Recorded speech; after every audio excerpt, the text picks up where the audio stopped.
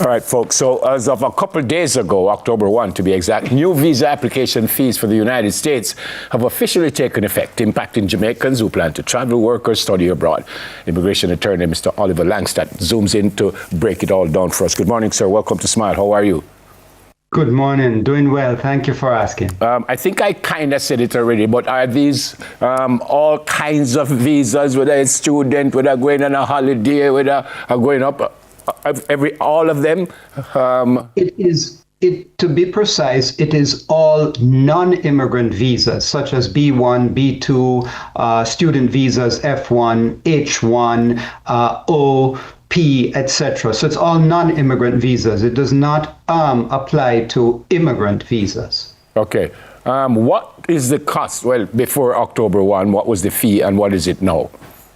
Well, there was a general visa fee of $185, give or take. After October 1st, the $250 fee kicks in. But here is something that is important.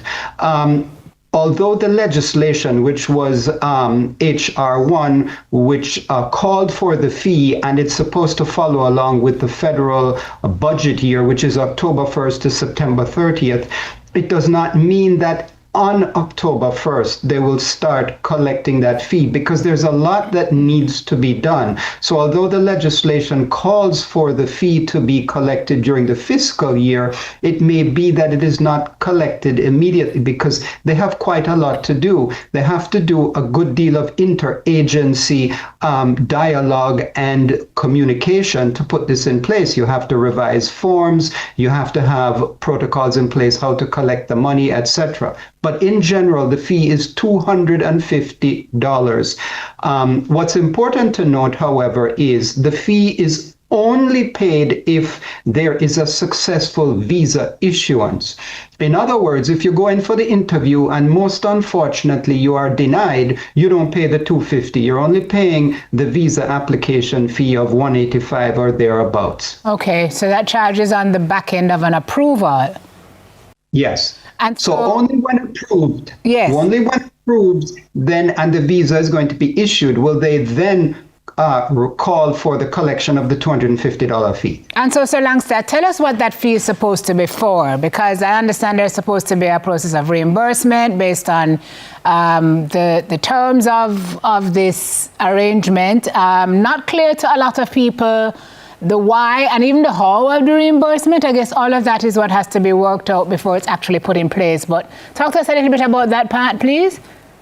Sure. So supposedly this visa integrity fee is part of this, of course, America First policy and the president's view of tightening up on immigration and being strict. So the idea is that they're going to collect this fee supposedly to make people be more responsible in terms of not overstaying, etc. It's supposed to also be used for, obviously, the Department of Homeland Security, for enforcement programs, and to help, I think, the overall general budget for immigration enforcement. Now, you raise a very interesting point. The legislation calls for the fee to be returned, but it just calls for it. It doesn't, there's no protocol in the legislation. So that, as you say, has to be set up.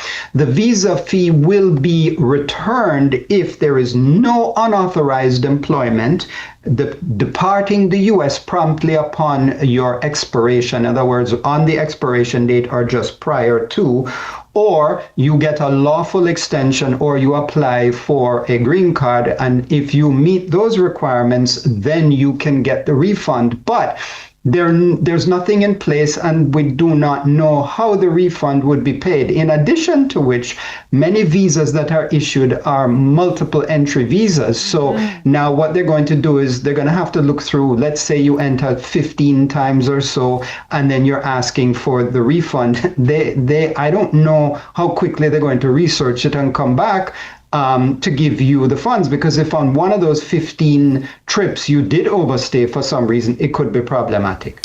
Sir Oliver, as far as you know, this is right across the board, or this is just a Caribbean thing, a Jamaica thing, or is all the embassies across? Very good question. It does not apply to those who are eligible for the visa waiver program, which is most of Europe, Australia, Israel, Japan, and South Korea. So those that do not need a visa to enter the United States that are able to come in under ESTA or the visa waiver program, they do not have to pay that fee. They have some increased fees. The ESTA fee itself to participate in the program increases from $21 to $40, which is an increase, but obviously is not as burdensome as the $250. So it's not across the board for everyone. Sir Langsted, may I ask you, based on what you said before that response, there seem like so many things to work out on the back end. Does it surprise you that this announcement would have been made?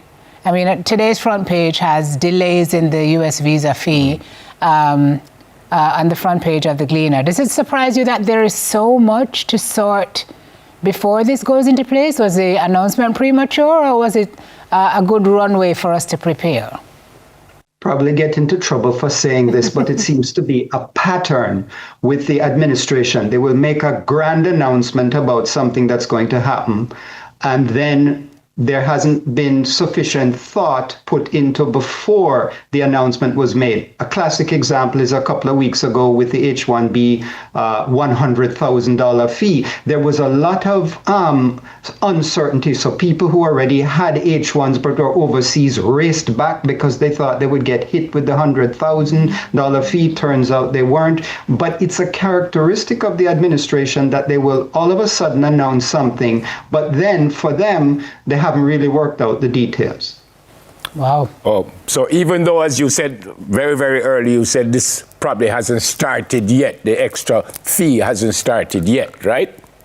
Well, my understanding is, but of course, everything changes literally by the minute here in the US with what goes on in the immigration world. My understanding is the consular posts and the embassies are not yet collecting it because I don't think they have the protocols in place and the logistics to do it. But it could also mean that literally next week, all of a sudden they will. Yeah. The legislation calls for it to be collected during the fiscal year. The federal fiscal year runs from October 1 to September 30. So justifiably, everybody was concerned and thought, okay, well, October 1, they're going to start to collect. But I am not aware that they are able to do it because they don't have the infrastructure in place. Okay. Thanks very much, sir. Very well explained, and thanks very much for speaking with us this morning. Blessings to you, sir.